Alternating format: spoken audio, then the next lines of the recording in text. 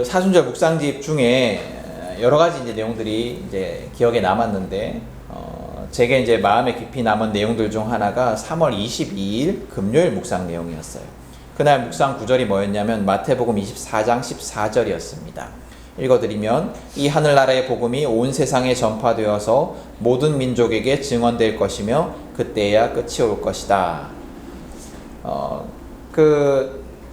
이 묵상의 내용을 살펴보면 내용은 변하지 않는 세상에 대한 탄식으로 시작을 합니다. 그리고 묵상집은 이렇게 이야기를 해요. 예수님께서 시작하신 하나님 나라 운동은 2000년이 지나도록 성공하지 못했습니다. 지연된 하나님 나라는 미완의 역사, 아니 실패의 역사인 것만 같습니다. 하나님 나라가 2000년이 지나도록 세상에 이루어진 것 같지 않아 보인다라는 거죠. 그리고 이제 이어서 이렇게 얘기를 합니다. 하지만 발상을 달리해보면 어떨까요? 하나님 나라 운동이 2000년 동안 지연되어 온 것이 아니라 2000년 동안 지속되어 온 것으로요. 하나님을 믿는 자들이 2000년 동안 계속해서 하나님 나라를 이루기 위해서 애썼고 하나님이 그들을 사용하셨다라는 거예요.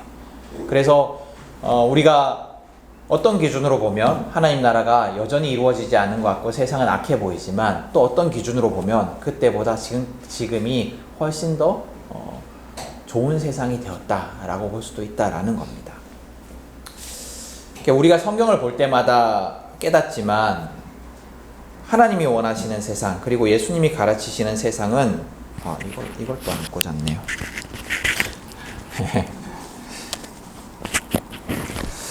예, 우리가 성경을 볼 때마다 깨닫지만 하나님이 원하시는 세상, 그리고 예수님이 가르치시는 세상은 지금 우리의 현실과는 너무 거리가 먼 것 같아요.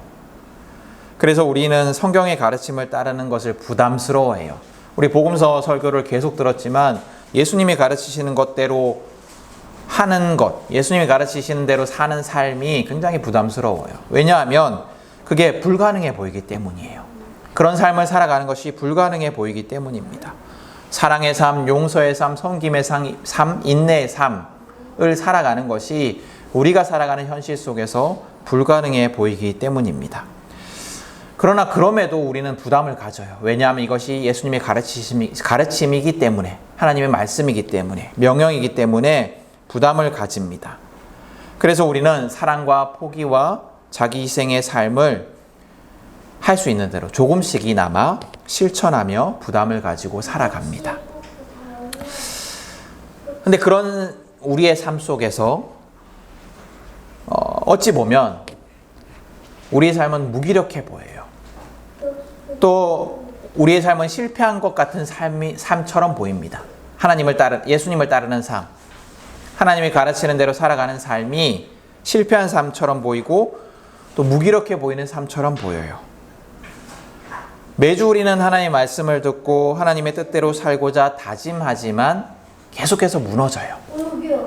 실패합니다. 세상은 더 악해져 가는 것 같아요. 그런 현실 속에서 하나님 나라는 실패한 것처럼 보입니다. 우리도 하나님의 명령에 실패한 것처럼 보여요. 그래서 우리는 이제 그런 신앙생활을 하죠. 죽음 너머의 천국이라는 도피처를 신앙의 목적으로 삼고 그렇게 살아갑니다. 왜냐하면 현실 속에서는 내가 너무 무기력해 보이니까, 현실 속에서는 하나님 나라가 이루어지지 않는 것 같으니까 우리의 신앙을 죽음 너머의 천국이라는 도피처를 찾는 것으로 삼고 살아가는 거예요. 그러나 앞서 말씀드린 그 묵상집은 시선의 변화를 촉구합니다. 변화하지 않는 것 같은 현실 속에 실패한 것 같은 우리의 소박한 삶이 하나님 나라를 이루기 위한 지속적이고 기적적인 발걸음이라고 말입니다. 하나님 나라 운동은 2000년 동안 성공하지 못한 것이 아니라 지속되고 있다고 말하는 거예요. 여러분, 믿음, 신앙이 무엇이라고 생각하세요? 믿음이 뭐라고 생각을 하세요? 히브리서는 믿음에 대해서 이렇게 얘기를 합니다. 믿음은 바라는 것들의 확신이요 보이지 않는 것들의 증거입니다. 히브리서 11장 1절의 말씀인데요. 믿음은 바라는 것들의 확신이요 보이지 않는 것들의 증거입니다.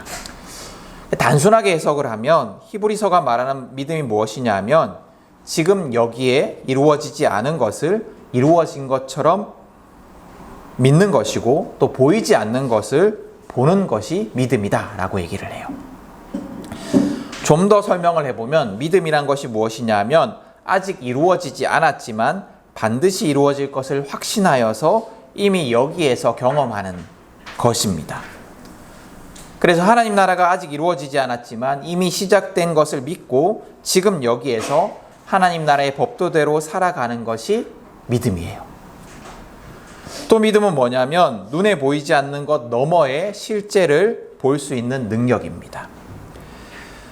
여러분, 같은 세상에 살아도 하나님을 알지 못하는 사람들은 세상의 규칙과 상식대로 살아갑니다.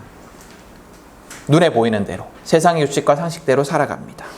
그러나 하나님을 아는 사람들은 눈에 보이는 것 너머에 하나님의 통치와 간섭을 볼 줄 알아요. 그래서 믿음 안에 있는 사람은 하나님의 뜻대로 살아갑니다. 세상의 방식이 아니라 하나님의 뜻대로 살아갑니다. 믿음은 이처럼 어찌 보면 불확실한 것 너머를 보고 믿고 확신하는 것이다 라고 할 수가 있습니다. 이런 믿음의 특징, 이런 불확실한 것 너머를 보고 믿는 이 믿음의 특징은 예수님의 부활을 기록하고 있는 오늘 이 마가복음에서도 드러납니다. 오늘 읽은 마가복음의 말씀은 예수님의 부활 이후의 이야기를 기록하고 있어요. 오늘 우리가 8절까지 읽었죠. 8절까지 읽었는데 여러분이 가지고 있는 성경에는 8절 이후에 또 얼마나 더 있죠? 9절부터 해서 몇 절까지 더 있죠? 9절부터 20절까지 더 있죠. 근데 사본에 따라서, 성경의 사본에 따라서 8절이 끝인 사본들도 있고, 또 우리 성경이 가지고 있는 것처럼 9절에서 20절까지 9절이 첨가되어 있는 사본들도 있습니다. 왜 그러냐 하면 성경이 처음부터 우리가 보는 이 형식대로, 이 형태대로 고정되어 있던 게 아니거든요. 그래서 하나님이 혹은 예수님이 자, 이건 내가 너희들한테 주는 성경이다, 요대로 읽고 가르침을 받아라 이렇게 주신 게 아니에요. 요 모양 요대로 주신 게 아니에요. 예수님의 이야기를 기록한 여러 사본들과 제자들의 편지, 신약 성경의 경우에 예수님의 이야기를 기록한 여러 사본들과 제자들의 편지, 또 그 외의 편지들을 초대교회 내에서 이게 하나님의 말씀이다라는 권위를 가지고 이제 읽혀지고 있었거든요. 근데 그런 여러 가지 책들이 우리가 가지고 있는 이런 형태의 성경으로 정해진 것은 예수님의 부활 이후에 오랜 시간이 흐른 뒤였습니다. 교회 회의를 통해서, 전 세계 교회 회의를 통해서 오늘날 우리가 보는 성경으로 선택되고 공식화되는 과정이 있었어요. 그래서 그전에는 이제 지역마다, 교회마다 선택한 성경들이 좀 달랐어요. 이제 그런 과정에서 여러 가지 사본들이 존재를 합니다. 근데 오늘날 대부분의 성서학자들은 마가복음의 본래 형태는 우리가 읽은 대로 8절이 끝이었다라고 이야기를 합니다. 그리고 이제 9절 이후의 내용들은 후대에 첨가되었다라고 얘기를 해요. 만약에 이제 이 성서학자들의 주장이 옳다면 그럼 오늘 본문은 되게 재밌어요. 왜냐하면 다른 복음서와 달리 부활하신 예수님이 등장하지 않기 때문이에요. 여러분 8절까지로 딱 끝난다고 생각을 해보세요. 부활하신 예수님이 등장하지 않죠. 천사만 나와요. 그저 천사가 전해준 예수님의 약속만이 남아 있습니다. 미리 갈릴리로 가서 기다리신다는 그 약속만 남아있고 부활하신 예수님이 등장하지 않아요. 근데 여러분 다른 복음서를 살펴보시면 다른 복음서에는 모두 부활하신 예수님이 등장합니다. 부활하신 예수님이 여인들도 만나시고 제자들도 만나십니다. 그런데 마가복음만 그렇지 않아요. 물론 9절 이하를 보면 부활하신 예수님이 등장하지만 마가복음의 초기 형태인 8절로 마무리되는 것을 기준으로 하면 그렇습니다. 근데 저는 이 8절로 마무리된 이 마무리가 믿음이 무엇인지를 우리에게 잘 보여준다고 생각을 해요. 여러분, 예수를 믿는 것은 예수를 내가 소유하는 게 아니에요. 내가 주체가 되어서 예수를 내가 판단하는 게 아닙니다. 예수를 내가 만지고 보고 서야 확신하는 것이 믿음이 아니에요. 내가 감각할 수 있는 신을 믿는 것이 아닙니다. 그런 믿음은 바른 믿음이 아니에요. 여러분, 복음서에 보면 예수님을 보고 예수님을 경험한 많은 사람들이 등장을 합니다. 예수님을 만나고 보고 예수님 말씀을 들은 많은 사람들이 등장을 합니다. 복음서에 예수를 보고 예수가 행한 기적들을 경험한 많은 사람들이 있어요. 근데 이 사람들이 어떻게 해요? 예수를 배반합니다. 내가 주체가 되어서 내가 감각하는 것에 기반을 둔 믿음, 내가 확신하는 것에 기반을 둔 믿음은 십자가와 부활의 주님을 믿을 수가 없어요. 십자가 부활의 주님을 따를 수가 없어요. 배반할 수밖에 없어요. 왜냐하면 십자가와 부활이라는 사건이 말도 안 되기 때문이에요. 내가 감각하는 것에 확신한 그 믿음을 가진 자들은 예수님을 따르던 자들이 그랬던 것처럼 예수님이 내게 좋은 것을 주시면 믿고 예수님이 이상한 짓을 하면 버리는 것이 그런 믿음이에요. 그래서 확실한 것에 기반을 둔 믿음은 그 믿음의 대상이 확실한 것을 제공해 줄 때에야 유지될 수가 있습니다. 그래서 예수를 믿어서 부자가 되거나 병이 낫거나 자녀가 잘 되거나 성공하거나 해야지 그 믿음이 유지가 돼요. 그러나 성경이 가르치는 바른 믿음은 뭐냐면 우리의 감각 너머의 신을 믿고 경험하고 신앙하는 겁니다. 불확실한 주님을 믿고 신앙하는 게 바른 믿음이에요. 그런 면에서 보면 예수님의 부활 사건을 기록하고 있는 요한복음의 기록도 의미가 있어요. 우리 요한복음 20장 17절에 보면 부활하신 예수님께서 마리아에게 나타나셔서 이렇게 얘기를 하십니다. 내게 손을 대지 말아라. 부활하신 주님이 무덤가에서 울고 있던 마리아에게 나타나셔서 이렇게 얘기를 해요. 내게 손을 대지 말아라. 그리고 29절에서도 도마를 만나신 예수님께서 이렇게 말씀을 하십니다. 나를 보지 않고도 믿는 사람은 복이 있다.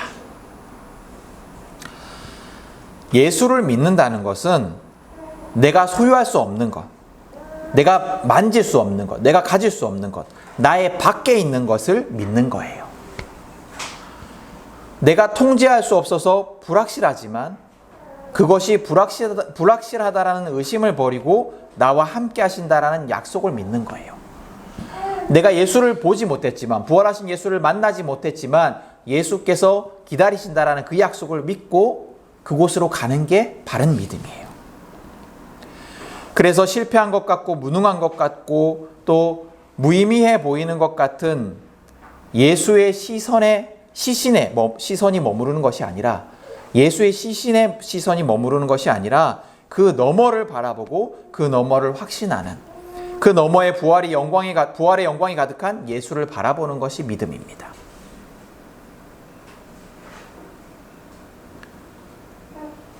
죽은 예수의 시신을 찾는 것이 믿음이 아니라 그 실패에 집착하는 것이, 그 실패 때문에 절망하는 것이 믿음이 아니라 그 너머에 부활의 영광의 주님을 바라볼 수 있는 것, 이게 믿음이에요. 여러분, 우리의 삶은 불확실해요. 그것이 우리를 힘들게 합니다. 불안이 우리를 힘들게 해요. 두렵게 하고 걱정하게 하고 불안하게 합니다. 그래서 우리는 눈앞에 보이는 확실한 것, 그런 것들을 붙들려고 해요. 세상의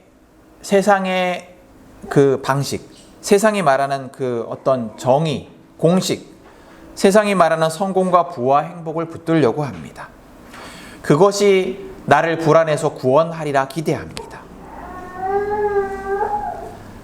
예수님에게 기대하는 것도, 그래서 그런 우리가 예수를 믿으면서 예수님에게 기대하는 것도 확실한 것이 내 삶에 이루어지는 기적이에요. 확실한 것.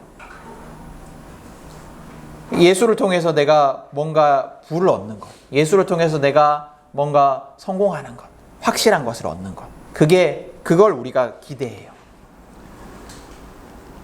마치 예수가 행한 기적을 보고 들으면서 그 기적으로 내 삶이 변화되리라 기대하면서 예수를 따르던 예수님 시대의 많은 군중들처럼 말입니다.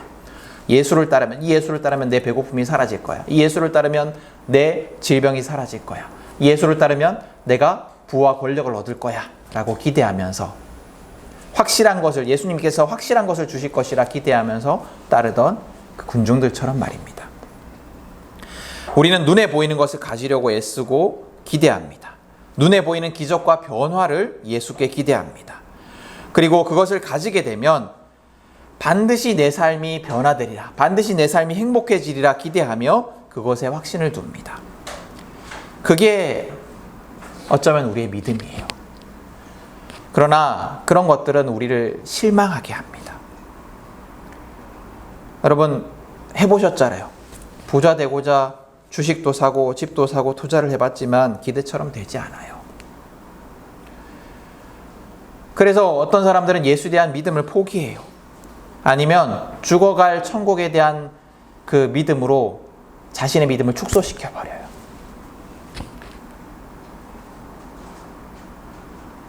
그리고 또 계속해서 예수를 믿는다고 하면서 불확실한 것을 확실하게 만들려고 또다시 노력을 합니다. 또다시 돈과 성공과 쾌락을 쫓아 살아갑니다. 그것을 가지려고 하고 그래서 내 미래를, 내 삶을 확실한 것으로 변화시키려고 합니다. 그런 우리의 삶 속에서 부활하신 예수님의 자리는 어디일까요? 부활하신 예수님은 그런 우리에게 시선을 바꾸라고 말씀하십니다.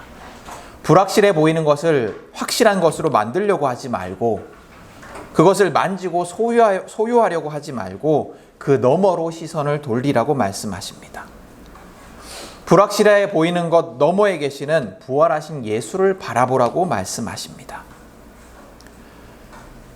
보지 못하였지만, 만나지 못하였지만 예수가 나와 함께 하신다라는 그 약속을 확신하며 나와 함께 하시는 예수와 동행하는 삶, 예수를 따르는 삶을 살라고 말씀하십니다.